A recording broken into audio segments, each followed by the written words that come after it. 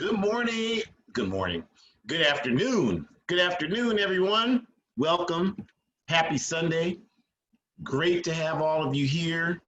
We hope that you are, as always, maintaining the best possible level of physical, mental, and spiritual well-being that you are able to generate for yourselves and everyone around you. And we really want to express our appreciation for those of you who are choosing to join us this Sunday, particularly those of you who have been with us multiple times or every week or most weeks anyway.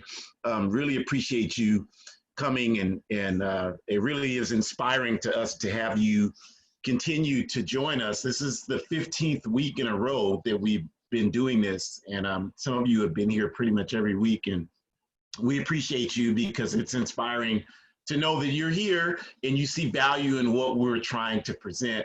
We're fortunate to have people, a lot of people join us, and so thank you, thank you, thank you, thank you. Also, as always, we start by giving honor, respect to the indigenous people of the Western Hemisphere. The indigenous people of the Western Hemisphere, we respect and honor them in everything that we do. In the All African People's Revolutionary Party, who is clearly the event sponsoring this event. I don't know of any other organization that sponsors an event entitled Judaism versus Zionism. So that's without question us. And we always acknowledge the indigenous people. This is their land that we travel through here in the Western Hemisphere, from Alaska down to Chile and everywhere in between. It's their land. It was stolen from them by force of violence. And the myth of white supremacy was created to justify this theft, just like it was created to justify the rapid kidnappings of our African ancestors to build up this empire. So we feel, without the slightest delay, that the indigenous people must get their land back. We are not endorsing any kind of reform with the capitalist system and the indigenous people. We are not accepting this bogus analysis that casinos somehow even the odds of this systemic 500+ year oppression against the indigenous people. No, they need their land back, all of it back, every square inch of it. And when you hear that, if the question for you is, well, what about me? Then, yeah, what about you? This is their land. It was stolen from them. So they need to get their land back. And whatever issues that poses for anybody else, then you just have to deal with them like they've been dealing with that for 500+ years. And so we honor them. We, of course, also honor our African ancestors. Again, this vicious backward rumor that we somehow did not fight back against our enslavement and our colonization. Clearly a position articulated by people who have done no study of our history, because the slightest study will reveal to you that from the very beginning of the colonial slave raids into Africa and the establishment of the colonial system there and the dispersing of our people all over the Western Hemisphere, we fought back. From the Horn of Africa, from Somalia, all the way out to the Western Hemisphere of the United States of America, we fought back, and we continue to fight back, and we never stop fighting back. So if you hear somebody saying something as ignorant as "we are not our ancestors," then tell them, well, you don't know much about your ancestors, because whatever sense of resistance you think you have, that's exactly where you got it from. So we honor our African ancestors, and we're honored to have all of you here with us today. And we have people on Zoom.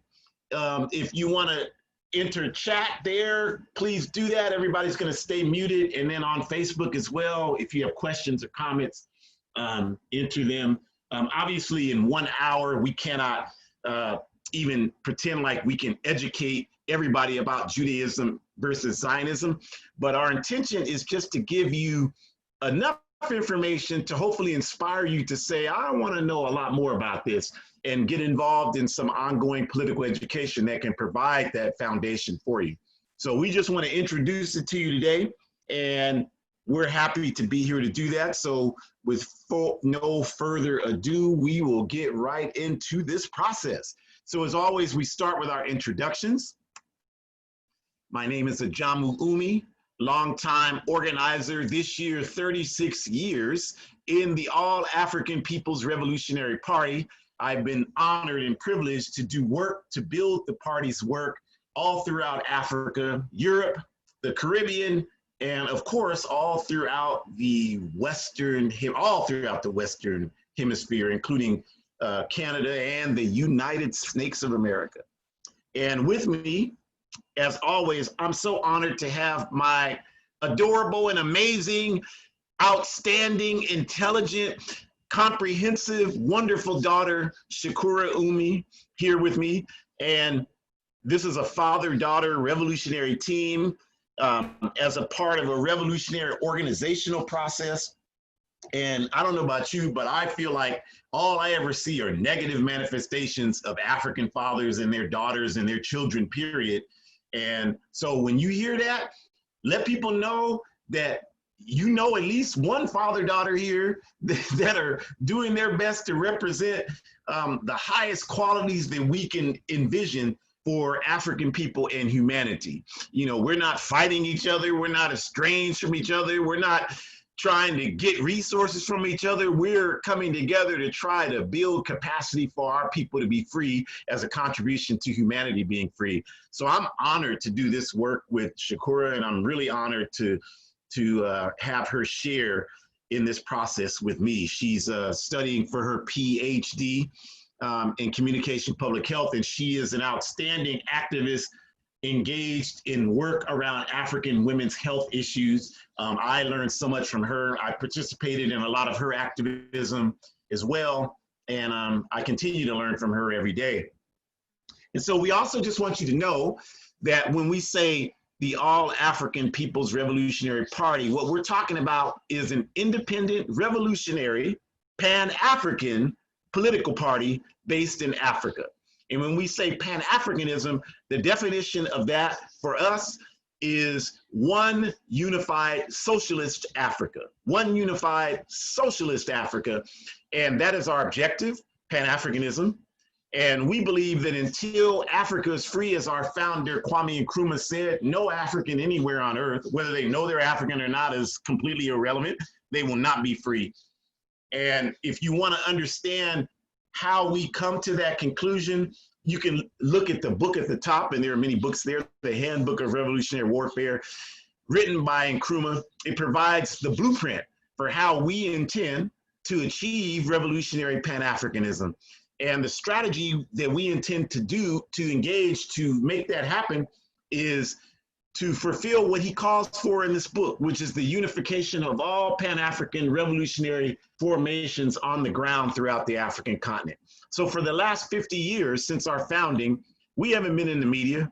So you're not going to hear about us in the media. We haven't been out there. We've been engaging in the day-to-day revolutionary organizing work to build up this strategy that Nkrumah wrote about in this handbook.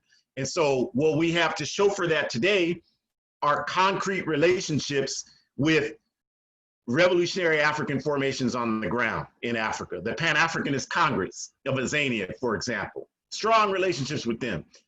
Azania is what you would call South Africa. There's no such place as South Africa. It's Azania, which means land of the Black people. The Europeans named it South Africa when they moved there. We don't acknowledge or recognize what they call our homeland. It's Azania, the land of the Black people.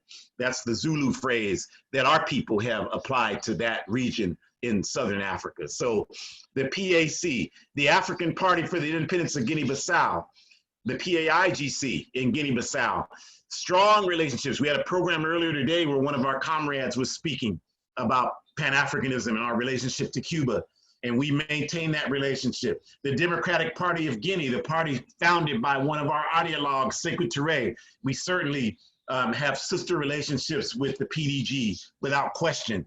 The Azanian People's Organization, another Pan-Africanist organization in Azania. The Amilcar Cabral Ideological School, who sponsored the event I just mentioned earlier today in Nigeria. The Zimbabwe Movement for Pan-African Socialists, and many more. And what all these organizations have in common is that all of them have an objective of one unified socialist Africa. So instead of us going about it separately, we decided, based on what Nkrumah provided for us, why don't we all do it together? So that's what we do, you all. And that's what our work is all about. So we have chapters all throughout the African world, and we are organizing to create a worldwide fighting force of Pan-African revolutionaries who can bring down the capitalist imperialist network all over the world. We want to smash them and destroy them. We don't want to sit down and negotiate nothing with those people because they have no souls and they have no conscience. And so we will be wasting our time to try to reason with people who have no conscience. They achieved everything they have today through theft and murder, and we intend to organize and take it back in discussion. So that's who we are. That's what we're about. Just so you know, and you can't say we didn't tell you. And we also not only have chapters worldwide, but we have relationships with other liberation movements. We don't struggle in a vacuum. We have relationships with other liberation movements who are also engaged in a struggle against the same forces that we are. So we have strong relationships with the American Indian movement, for example, the Palestinian National Liberation Movement, the Filipino National Liberation Movement, the Irish Republican Socialist Party, and all organizations, poor working class white organizations that are struggling against imperialism and capitalism. We have relationships with all of these formations, and we will continue to build on those relationships until all of humanity is free. That's what we're about, you all. So with no further ado, I am going to turn it over to, just got a little anxious to get into the presentation. I'm going to turn it over to Shakura, who is going to start us off by talking about some of the distinct history between Judaism and Zionism, our topic for today. Okay, thank you so much, Daddy. And I just want to echo what my dad said earlier, is I just really appreciate you all joining us and being so committed to the struggle as well. It's very humbling for me to be a part of this presentation every weekend, because I realize each and every weekend, one or two more book titles that I need to add to my long overdue list of readings that I look forward to catching up on and engaging with as we continue to figure out how to stimulate ourselves mentally during this pandemic and finding more time to get back to the basics in terms of reading and learning. So it's extremely humbling to learn from this process and to share with you what I'm trying to learn and tease out myself.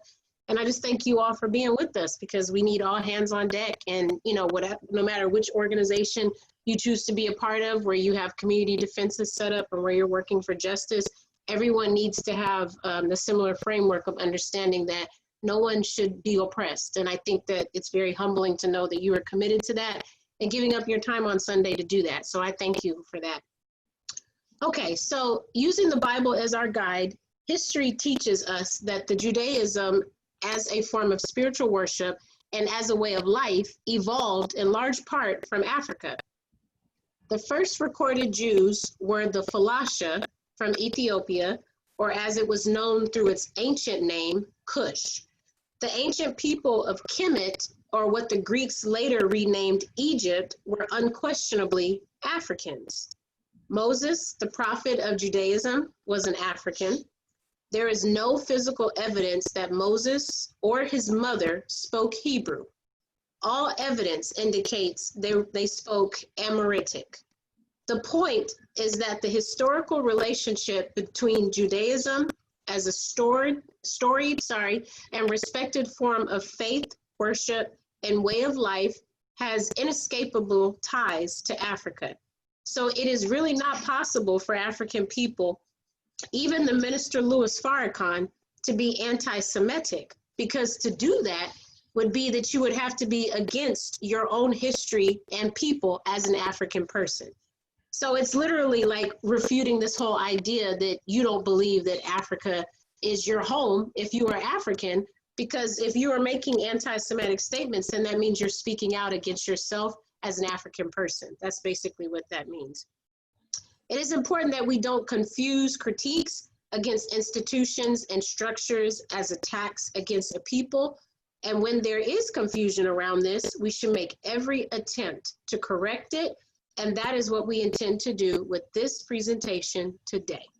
Next slide, please. Okay, so as you take a look at the images, I want to bring your attention to the pre-1948 map on the left. Clearly shows Palestine as the country that sits alongside the Mediterranean Sea. The post-1948 map on the right shows the completion of the violent intrusion of Zionist Israel into what was formerly called Palestine, thus forming the current misinformation most people today have. That country was and will always be Palestine, period. The Zionist movement became a political reality in the convening of the 1897 conference on Zionism held in Baus, Switzerland. Convened by Theodor Herzl, the objectives of that conference were to establish a political entity that would become a power player on the world stage. The question of Jews and Judaism was discussed during this conference simply as a cover for the devious methods in which the conveners intended to create their own country. Sorry, the conveners, my apologies. They wanted to create their own country.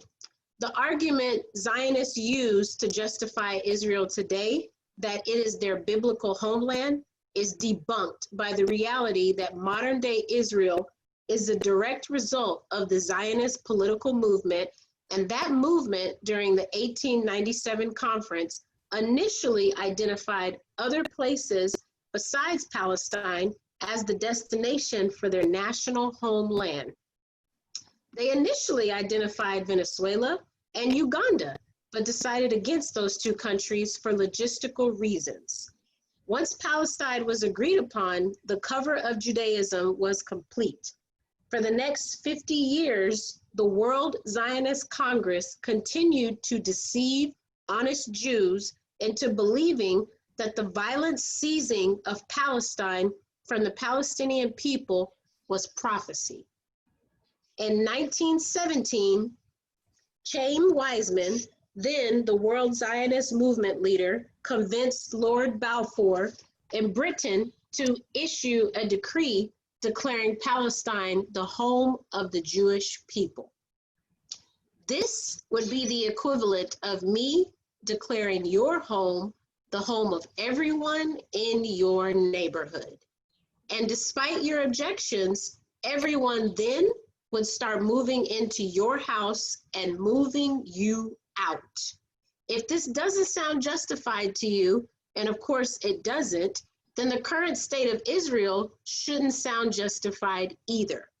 As people begin to settle into Palestine after the Balfour Declaration, the population of Europeans began to increase dramatically, so that by the time 1948 came, the Palestinian people had been pushed into a position where they could not stop the complete theft of their homeland.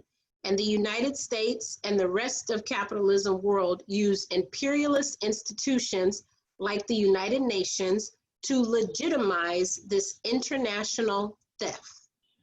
Another sad and undeniable reality to all of this is that during that period after the Zionist conference up to 1948, the leaders of the World Zionist Congress, like Weizmann, developed a completely disgusting strategy of pushing European governments where the Jewish people lived during that time to support the Zionist movement as a way of ensuring Jews would be encouraged to leave those European countries to move to the so-called Jewish homeland. Israel occupied Palestine. So just to take a quick break as I continue reading, what I'm saying is it was encouraged to leave other European countries and to go to Israel as another method of moving out Palestinian people. And I just want to be very clear about that. Very, very clear about that.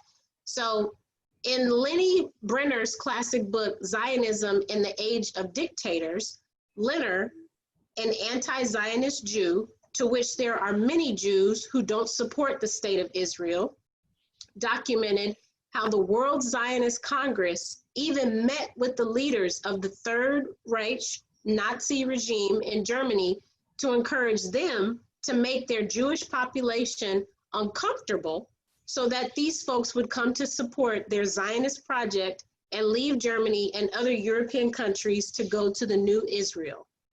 The governments of Europe, Germany, France, Italy, Poland, Romania, etc., were more than willing to support the Zionist strategy of driving out their Jewish populations, because those Jews, being among the most oppressed segments of these European countries, made up significant numbers in each of those countries' emerging socialist parties. And with the recent victory of the Bolsheviks in Russian Revolution, there was a fear of socialist revolution spreading in Europe.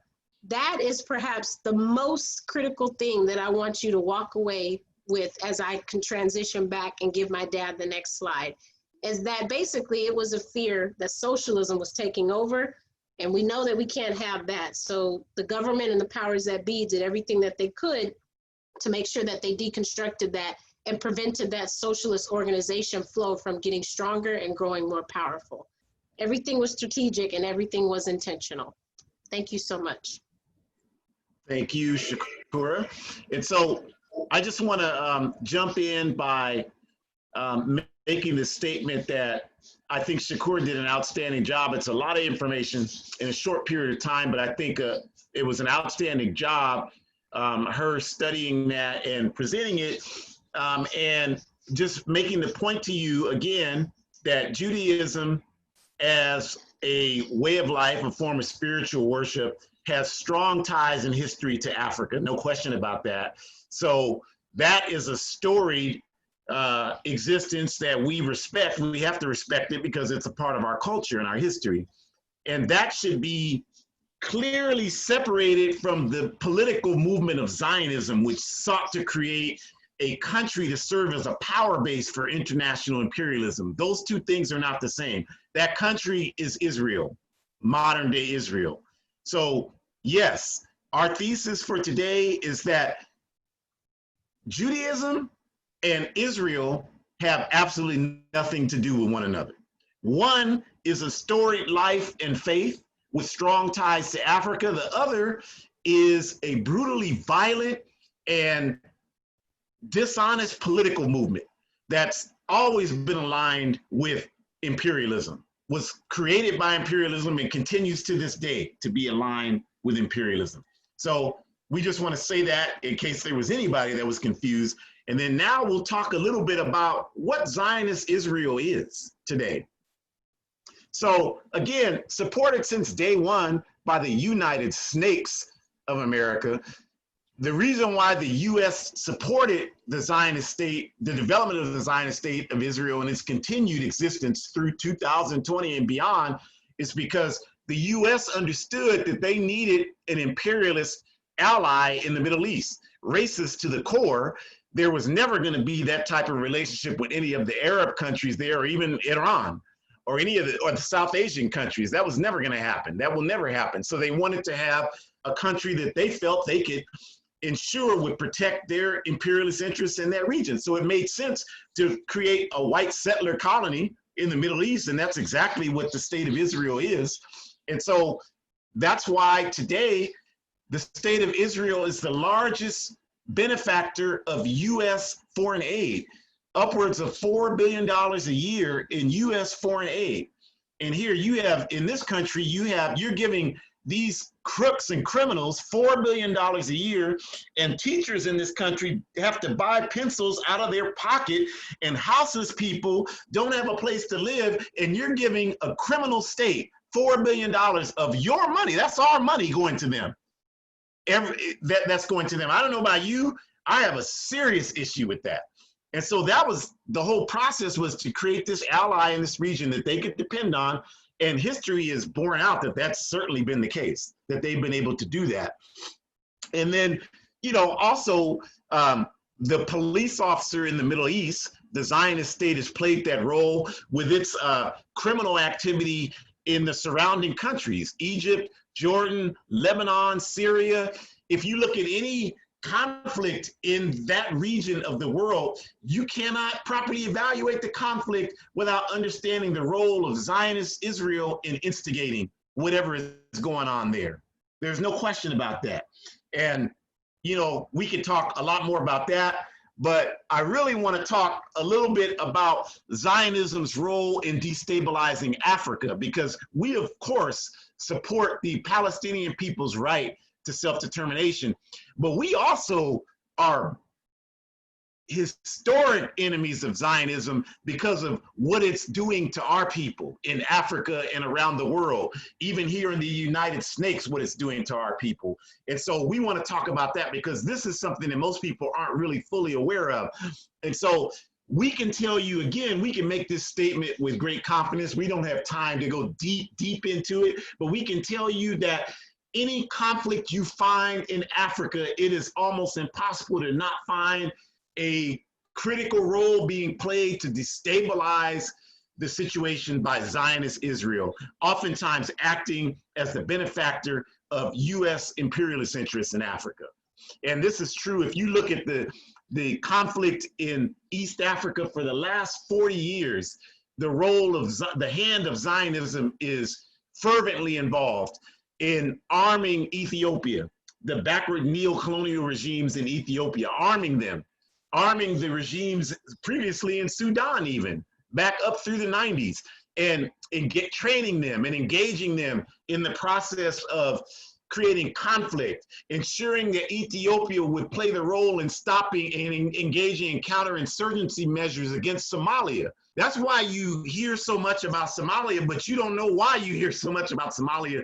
That's because the Zionist state, acting as a benefactor of US imperialism, is working as we speak to destabilize the efforts by the Somalian people to have their own self-determination, which of course they deserve and they have, and using Ethiopia as a surrogate to ensure that that happens. And doing that, I'm stop talking about since the 1970s, you all, doing that in Africa and engaging in that effort to destabilize Africa. Zionist Israel had a role in the conflict in Liberia that happened in the 90s, had a key role in arming Charles Taylor and his criminal band as they operated in Liberia, had a key role in that, had a key role in destabilizing the Sudan because oil analysts found such quality oil in Sudan. They talked about how the oil was so pure, you could almost dig your hand in the ground and dig it out and put it directly in the car with no refinement. And if you know anything about the oil industry, that's what they're always looking for, is a way to create oil products with as little refining expenses as possible.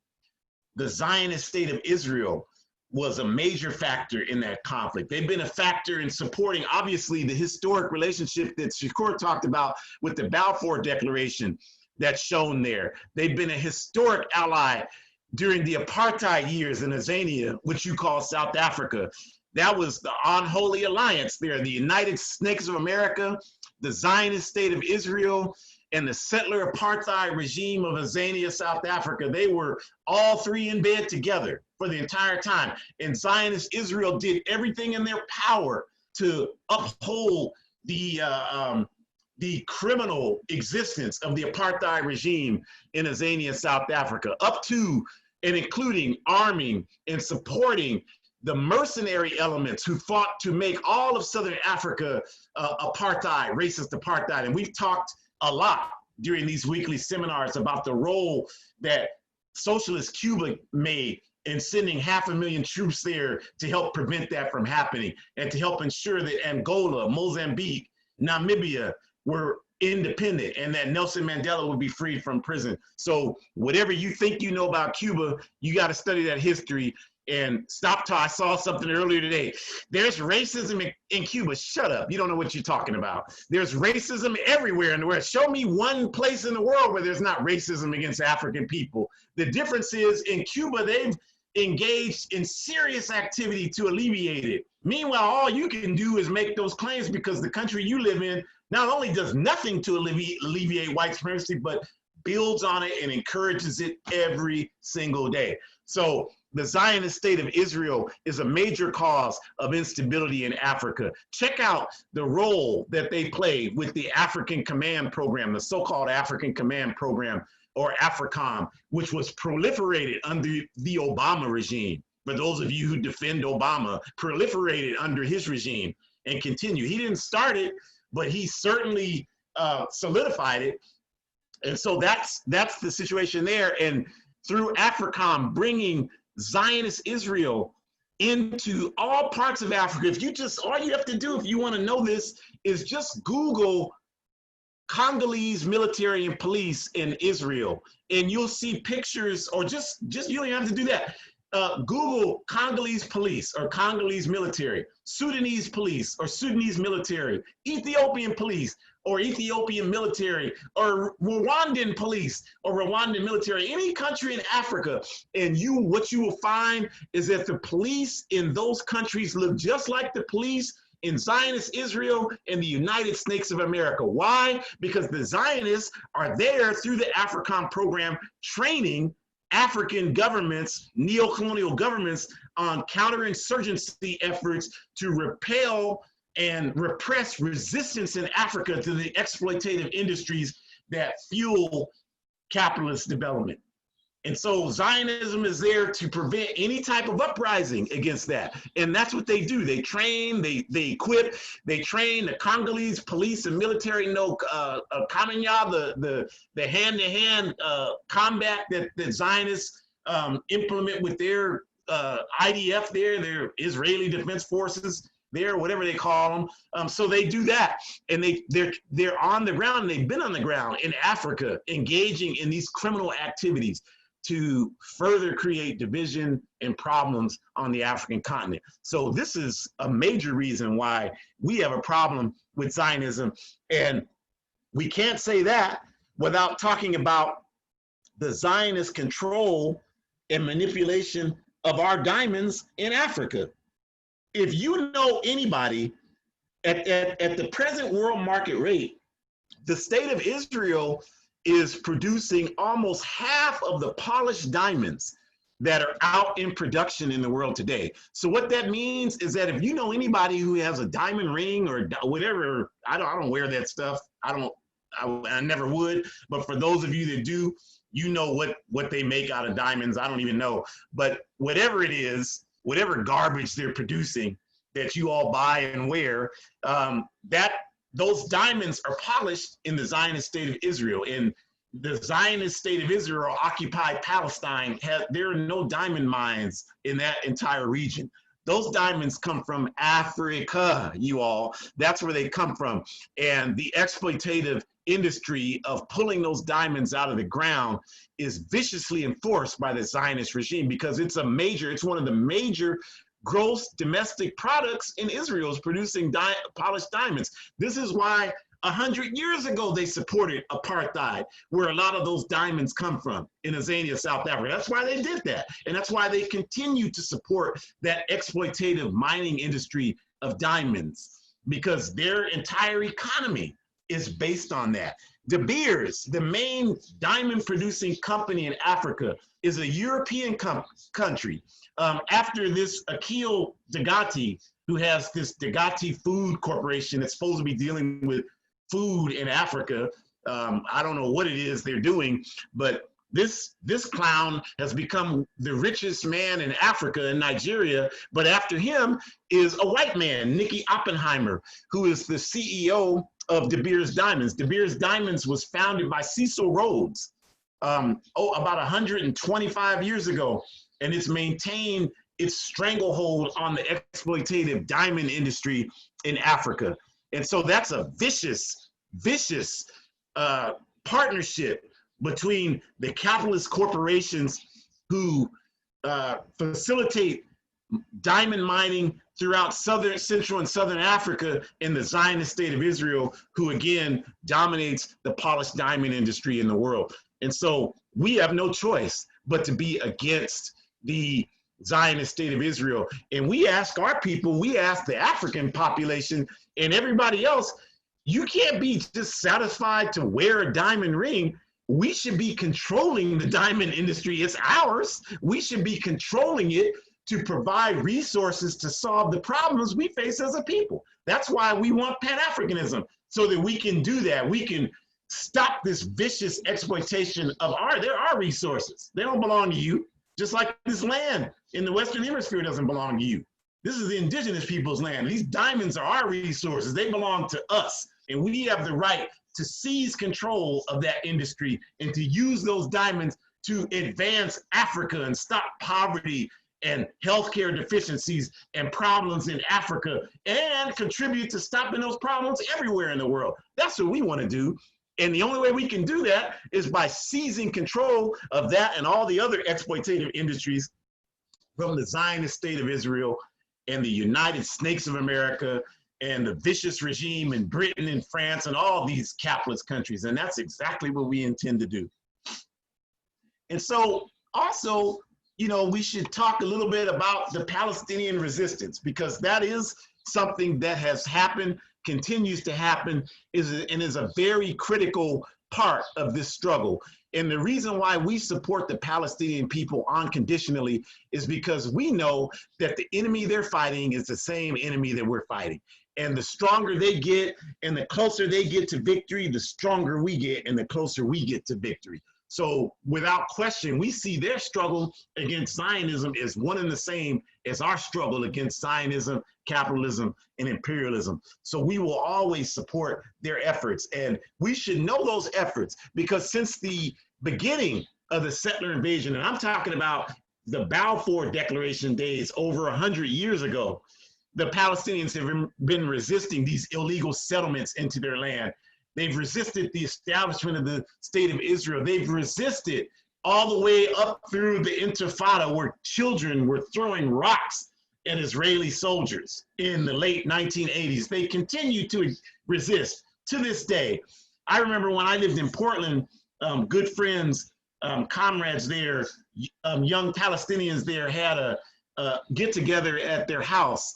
And I'll never forget it, because they had a young woman. She was 22 years old, and she was talking to me. She had just come here, and she was coming from Gaza, and she was talking to me about how when she was traveling to leave Gaza, the Israeli Defense Forces held her there at the airport under lock and key for 2 weeks. They held her there and wouldn't tell her anything. And she told me this story just matter-of-factly, like, yeah, this is just what happens to us. And she was she was only 22 years old. She was a baby, and she was telling me this, and the way she was telling me, it was like, it doesn't matter what they do, they're not gonna stop us.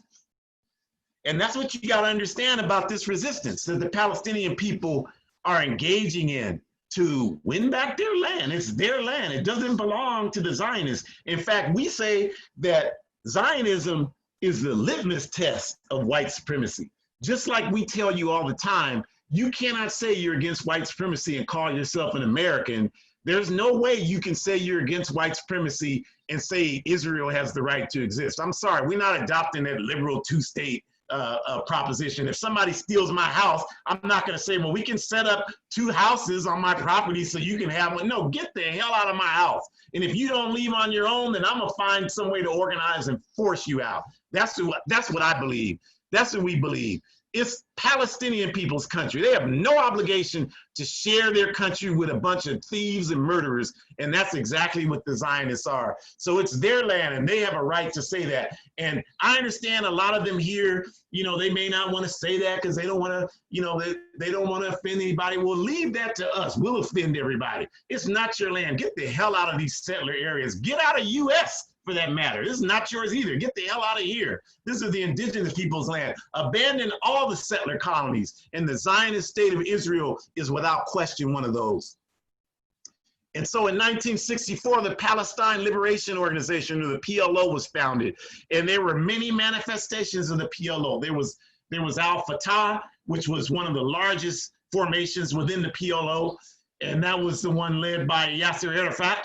And then you had you have the Democratic Front for the Liberation of Palestine. You have the Popular Front for the Liberation of Palestine. You have the Palestinian Communist Party. You have many different formations with many different ideologies within the PLO. And eventually this evolved. And today what you have is you have the West Bank, which is Al-Fatah, the same organization that Arafat founded in '64. And you have Gaza, which is still today, primarily under the direction of Hamas. And in the US, the United States, Hamas is demonized as a terrorist organization. But again, you went to somebody's house and stole it. And then now you want to talk about the methods they're using to try to get their house back. They have every right to do whatever they can to get their house back, to get you out of there. If you don't like it, leave. Otherwise, they have every right to do whatever they can to get you out of their house. The indigenous people if the indigenous people organize and rose up and wage war against the United Snakes of America today, they would have every right to do that. Every right to do that. And I'm telling you right now, we would fight right alongside with them immediately, right alongside with them, against your red, white, and blue. And we would triumph by burning that flag and declaring this the indigenous people's land. And then we would be free to go home to Africa, because the only way that would happen would have to be Africa would be free also. So we look forward to that day. We probably won't live to see it, but someday somebody will. And someday somebody will live to see the Palestinian people regain their national homeland.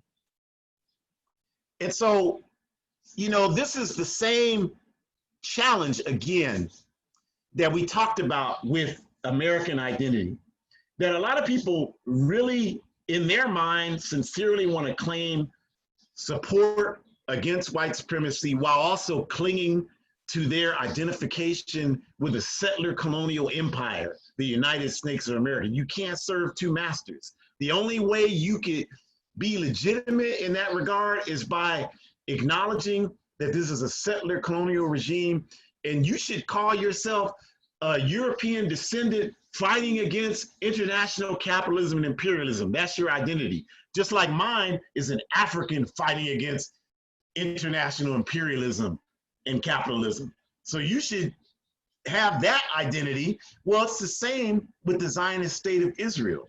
Those people who are Ashkenazi Jews, or what we call European Jews, you can't say that you support justice and that you support the principles of Judaism, but then cling to the Zionist state of Israel. It's not possible to serve two masters. And like we said, there are plenty of anti-Zionist Jews that exist, and we applaud their principled stand against the state of Israel. There are plenty of Jews who do not support the state of Israel. And so what we're trying to do is open that door so that you can understand that being a Jew or being respectful of Jews has nothing to do with supporting the state of Israel. They're two different things. Just like being a Christian has nothing to do with supporting the United Snakes of America. They're two separate things.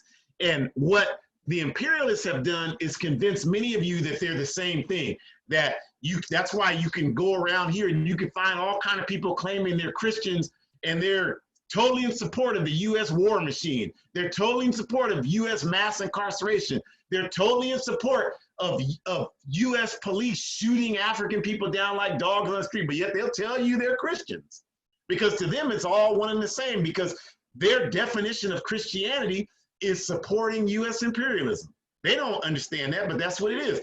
Well, by the same token, for a lot of white Jews, their definition of Judaism and Jewish identity is supporting Zionism.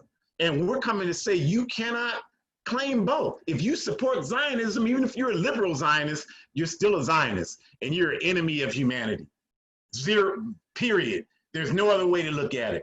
And we cannot, I had this conversation with people for years, and people want to make all kind of excuses. And I remember one well-intentioned person told me once, well, the people who are there are good people. They don't have anything to do with the political leaders of Zionism. They're just trying to find a home. And I'm like, that's totally irrelevant logic. if they're good people stand on principles of justice. That's what good people do. Good people don't say, well, I just have to find some stability for myself because I'm suffering, so I'll just ignore the fact that my efforts to find my stability are perpetuating the oppression of others. If somebody goes and clears out a houseless people's camp and makes a camp for themselves and then says, well, I'm just trying to find some place for me to be, you can't say, well, that's a good person. They're just trying to find it. No, you're a criminal perpetuating the injustice against these people. And that's what white Jews who support the Zionist empire are doing, period. There's no other way around it. So you can fool other people that are confused about that, but you can't fool us. We see through your cloak. We understand what's going on. You're perpetuating not only the oppression of the Palestinian people, but as we just outlined, the oppression of all the millions of people in Africa that the Zionist system exploits in order to ensure and protect its interests. So we have to say that. We will always say, we always have, and we always will say that. And so we want to just say that, again, we can't expect to give a full analysis of Zionism or Judaism or either one in an hour, but we do want to give you some materials that you can look at that can give you an advanced understanding. Certainly the book we mentioned a little earlier, The Zionism in the Age of Dictators by Lenny Brenner, that's a strong recommendation that you read that book. It's not for the lighthearted. It's not it's several 100-page book, but in that book, he provides outstanding documentation to clarify the political Zionist movement and separate it from Judaism. And he talks at length about the political methods the Zionist movement used to exploit its effort to create the Zionist state of Israel. And again, like we said, like Shakur mentioned, one of those strategies of the World Zionist Congress was to interact with the governments of Europe, including Nazi Germany, the Third Reich, and encourage them to engage in whatever they wanted to engage in against the oppressed Jews, minorities in their countries, because a lot of those people, because they were oppressed, were forming the basis of developing socialist parties there in Europe. And so this was a threat to the governments in Europe. So of course they saw any way they can get rid of these people as a political advantage and drive them to the Zionist state. People don't want to hear that, especially Zionists. They don't want to hear that. We understand that, but they can't refute it. I mean, there's no question about it. And so because they can't refute it, the tactic that's being used often is to label any criticism of Israel as anti-Semitism. Now, Shakur talked in depth about how even your Webster's dictionary defines Semites as Arab Asian people. And then it defines the Semitic languages as African languages. So clearly, if you're African, you can't just be anti-Semitic because you're making a critique of Israel. Now, this confusion gets further convoluted because there are a lot of Africans out here who don't know what they're talking about. And so, those of you who are determined to get your political analysis from celebrities, then you're just setting yourself up to be further confused. So I don't understand. I never understand this. I don't understand how somebody like Nick Cannon can become your source for understanding Zionism. Like, that's absurd. I mean, if you paid any attention to Nick Cannon over the years, you know everything that comes out of his mouth is a bunch of nonsense. So I don't know why that becomes the center place of how we talk about Zionism. That's not the center place of how we talk about Zionism. The study of Zionism, the study of Judaism should be the center place for that. And so we should say that. And so, but if you don't understand that, then it becomes easy for you to get confused about that. And when they say things like, well, Minister Louis Farrakhan is anti-Semitic, well, then you don't have any other basis. So yeah, he's anti-Semitic. And I understand it. Like, I guarantee you, I know more about Minister Farrakhan than you do. I've been around him. I've seen him speak in person at least a dozen times. I've worked with the Nation of Islam for at least the last almost 50 years. So you can't tell me a whole lot about them. I've trained with them. I studied with them. I've done a whole lot. They were in the inner city I grew up in when most of you criticizing them wouldn't even dare set foot in that neighborhood. So I'm not going to listen to your critiques about Minister Louis Farrakhan. Whatever critiques I have of him, we'll make those to him directly. And we certainly have done that over the years. But to label him as an anti-Semite is absolutely absurd. I mean, this is not just any old body on the street. This is somebody that has been involved in this struggle for 6 decades. And so they try to take, and I'm not saying like, you know, our position, quite honestly, is it's different than what the Nation of Islam's position is. You know, they have a theological debate with Judaism. And, you know, you could say what you want about that. You know, somebody told me the other day, well, you know, they believe that Master Farad Muhammad was the prophet and that the Honorable Elijah Muhammad was his messenger. And so someone told me the other day, well, that's crazy that somebody can believe that. I said, it's about as crazy as believing that a man was killed on a cross and then resurrected 2 days later and now the God of the universe. I mean, if you're going to open the door to believe any of that, then you no longer have the position to question how other people interpret their spiritual beliefs. Sorry, it doesn't work like that. So, you know, the Nation of Islam is there. Minister Farrakhan is there. He's 87. He's been in the nation almost 60 years. They have an analysis. We're happy to talk about their analysis. We're happy to talk about our analysis, but you got to study first.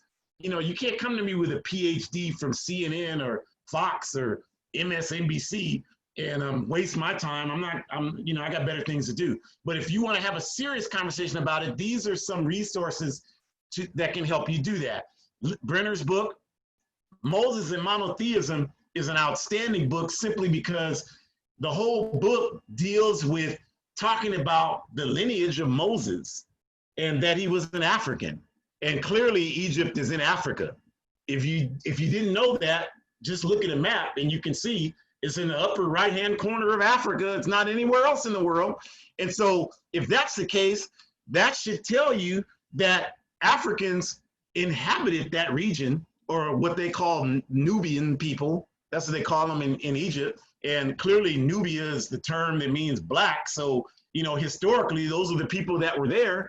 And if Judaism has an existence there and all the evidence points to the fact that it did, then that had to be African people who were Jews. And we already said, we gave you the brief history of how Judaism and Africa are intertwined. So his book really gives a clear analysis of that. So it's highly recommended. And the All African People's Revolutionary Party has produced a number of documents. You can find them on our website, which we'll give you in a second, that talk about the history of Zionism. So we strongly encourage you to do that. And then you can go to YouTube even if you don't want to read, because I know the word read is a dirty 4-letter word in the United States. You know, everybody's got an opinion on everything. I was talking to someone the other day, and they were telling me, you guys always talk about Cuba. Well, I don't like Cuba. I said, well, what have you studied about Cuba?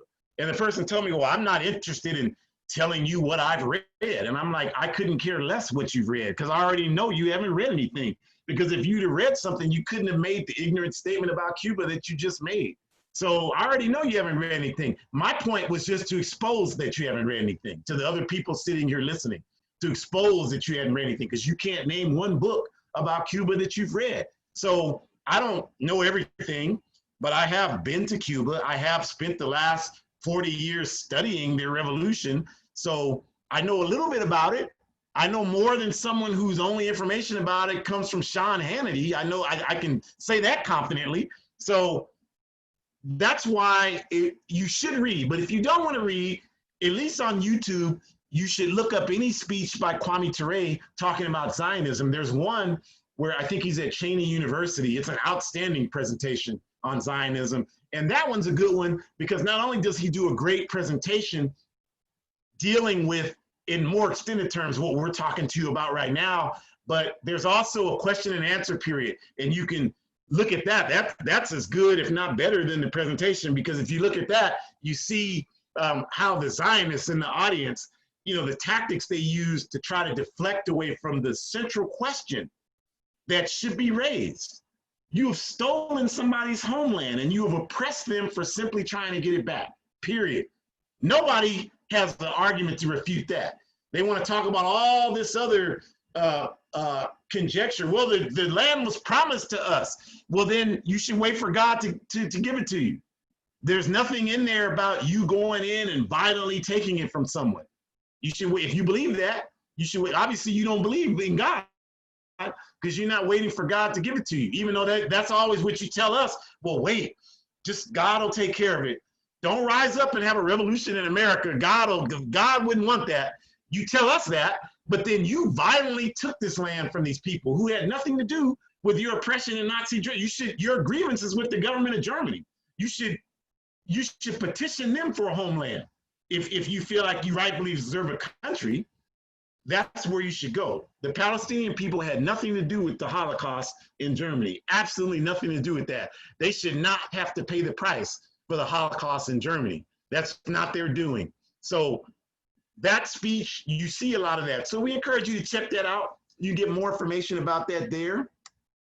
And then finally, we want to just close out by saying that you have to be in an organization working for justice. We're going to be a broken record saying this. Why? Because the majority of you are not in organizations working for justice. You'll come on and listen, and we appreciate that, but we can't make any progress until we get people organized. So all these people yesterday were making all this to do about these Africans in Kentucky who got these guns and marched with these guns.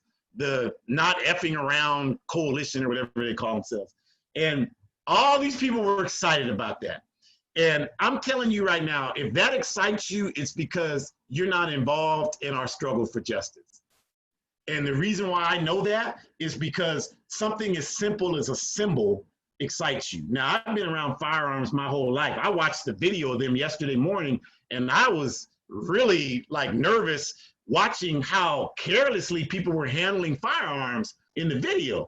So a little while later, when it came out, somebody discharged their weapon or whatever happened, and some people got hurt. That didn't surprise me based on what I saw. But even deeper than that, how are we going to have, even if we had a militia of 50,000 people, the majority of our people are not even in organizations. So how is that going to help us? And history has shown us that militias without political education guiding them are dangerous, you all. You can look at the Nkatha movement in the apartheid years in Azania, South Africa as evidence of that. The Nkatha movement was used by the apartheid regime against the legitimate revolutionary anti-apartheid organizations that a couple that I mentioned to you that we sister with, the Pan-Africanist Congress and the Azanian People's Organization. And Nkatha was used against them because they bought into the capitalist propaganda that, well, these are outside communist agitators. So you got to be careful and study the history of how the FBI in this country was able to use the lack of political education within the Black Panther Party and Maulana Karenga's US organization to instigate shootouts between both organizations where a number of Panthers were killed. So paramilitary groups with no political education, no thank you, not interested in that.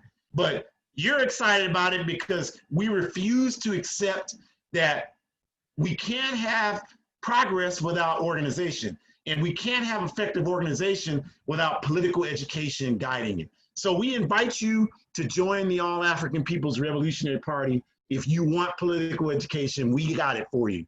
And you can find out how to join us there at our site, aprp-intl.org. If you're African, you can do that. If you're not African and you want to join an organization, we're happy to help point you in that direction. And we're happy to even help you start one if you're serious about doing that. And if you want more information about where we're coming from, my blog is the second one, abetterworld.me.